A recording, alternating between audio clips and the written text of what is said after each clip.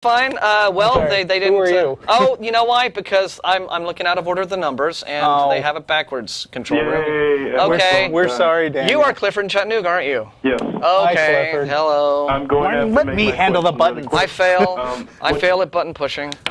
So, hello, Clifford. What's up? Okay, my phone's dying, so I need to make a question really quick. Okay. I've been noticing sort of the effects of postmodernism on religion and sort of science, and you have a lot of evangelicals sort of rejecting this postmodernistic idea, but I've always seen postmodernism as a sort of way to try and justify one's belief in something regardless of evidence that there's no real objective truth and you can believe what you want to believe. But I just wanted to ask what you guys thought about postmodernism and its effects on religion as a whole and sort of the realm of science. I am totally with you. In fact, I hear evangelists all the time railing against postmodernism, saying there's no such thing to people as truth with a capital T anymore. And that's actually a theme of Chuck Colson's book, The Faith, which I read a few years ago at his PR guy's request. And I said, it seems to me like what you are lamenting as this capital T truth, which is not respected, is the ability to believe what you want, regardless of any evidence to the contrary. I'm actually sort of as put off by some forms of postmodernism as Chuck Colson is, but I don't think that religious types are honest about what postmodernism what their faith is when it comes to, scientific inquiry requires that you actually look at the evidence and then come to a conclusion based on the evidence, not that you come to a conclusion first and then shoehorn every bit of evidence and contradiction. Apologetics. Yeah. Stupid apologetics. But Stupid people. my view on it has always been that you have objective truths and then you have subjective opinions, and someone's subjective opinions on things is based on their own experience. Yeah. And the thing about science is that it starts with an open acknowledgement that no matter how good we think we know stuff, our subjective opinions could always be wrong, but that doesn't mean that there's not an objective thing out there that we're investigating and learning about. Yeah. I see a lot of POMO thinking going on among people who are not, shall we say... How erudite. I'm just so hip in my lingo. Among people who are not, say, religious in the traditional sense, perhaps not, say, fundamentalist Christian, but they tend to be more along the lines of the sorts of people who describe themselves as quote-unquote spiritual but not religious. Yeah. And this seems to allow for this kind of vague floating through your philosophy and your worldview, in which you don't really want to commit to things. And on the one hand, while I do think that it's certainly a dumb idea to commit to an idea and then hold fast to it whether it's right or wrong, depending on what the evidence shows, I still think at the same time there is reason to have good convictions about a particular idea if there is strong evidence to back the idea up, or if you at least can argue well for the idea. In the absence of evidence, you can at least defend your position. And this whole kind of mealy-mouthed, well, I'm okay and you're okay, and if, that this is true for me and that's true for you sort of thing frustrates me no end, and I tend to see it among the non-traditional spiritualist types, the folks who are into the woo and all of that kind of thing. Not so much your church-going Christian type. Yeah, well, in my humble opinion, both... Why be humble on this show? We're not humble. We're arrogant in my atheists. arrogant opinion... Oops, we lost us, so lost we'll him. just... Wow, it's an epidemic of drop calls today. It's fine. Well, he warns about that. Sit so we tight, can keep, Daniel. We'll get to you next. We'll keep answering you. But in my arrogant opinion, both fundamentalist Christians and, spiritual but not religious Christians believe nonsense. But they justify the nonsense in two different ways. And that doesn't, and I want to emphasize every time I say something like this, that doesn't mean I think they're stupid. There are a lot of reasons why people believe in nonsense. I know very smart people who believe in nonsense. But anyway, they justify the nonsense in different ways. Your ultra super fundamentalist, like Fred Phelps, for example, will maintain his worldview by aggressively clinging to his beliefs and ignoring or shutting out, in extreme cases, like Fred Phelps and cults, any dissenting opinion, and just hiding his head in the sand. Or, as what Fred Phelps actually does, I don't think he doesn't ignore or dismiss dissenting opinions.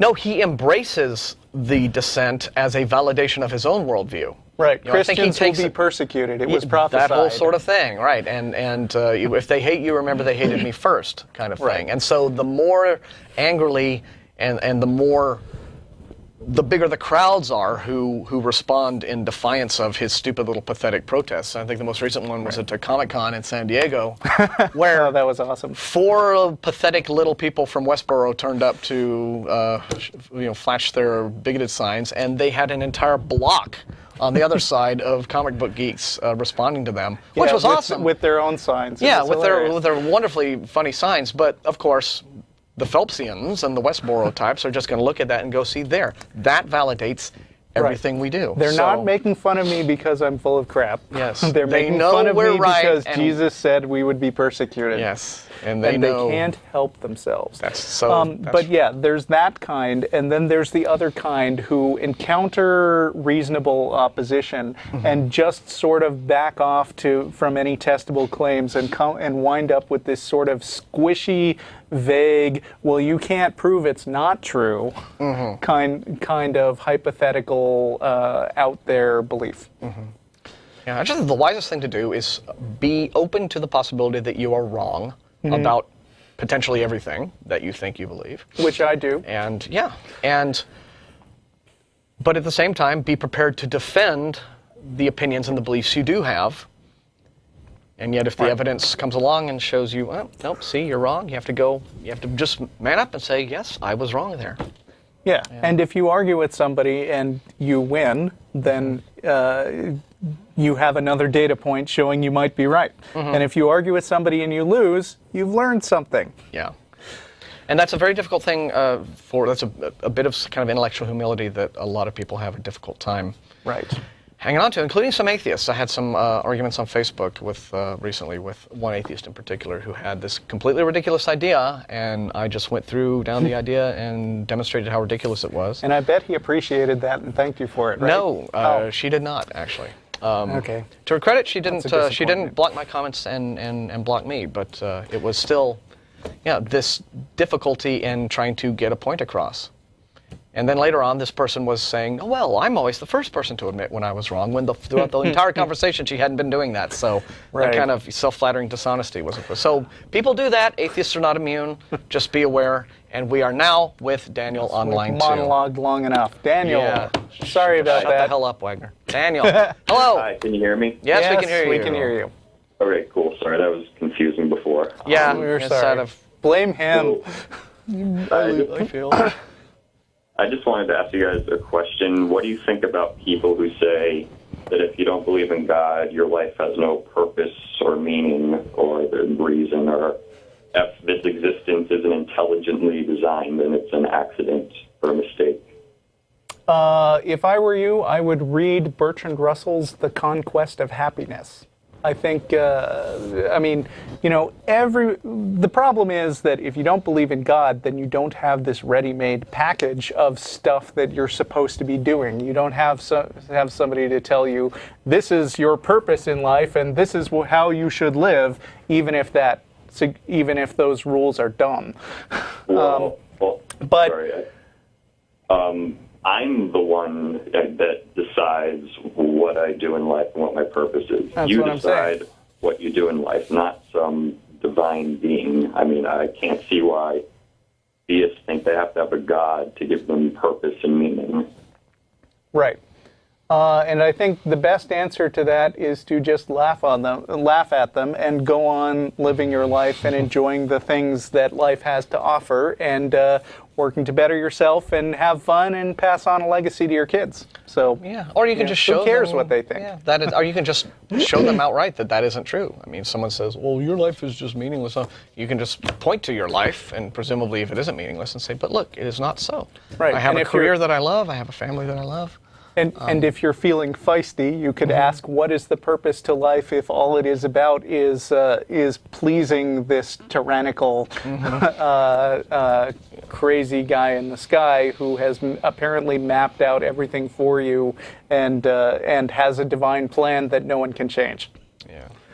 Well, I think this goes back to something that we've talked many, many times about on the show, which is that one of the things religion does, and particularly Christianity does, is that it is all about, well, George Smith in his book, Atheism, A Case Against God, says that Christianity has a vested interest in human misery. And what he means by that, of course, is that what Christianity does is, what religion does to hook people in so deeply is it wants to deconstruct your self-esteem in order to rebuild it in such a way that the religion is now at the center of it.